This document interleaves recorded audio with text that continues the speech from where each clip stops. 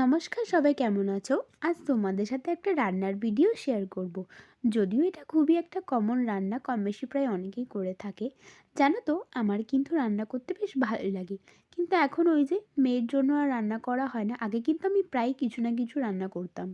এখন আমি মেয়েকে সামলাতে গিয়ে রান্নাবান্না আর করতে পারি না। রান্নাবান্না আমার শাশুড়ি মাই করে। তো আজকে আমার বরের যেহেতু ছুটি আছে, তাই ওকে বললাম তুমি মেয়েকে সামলাও আর আমি রান্না করি।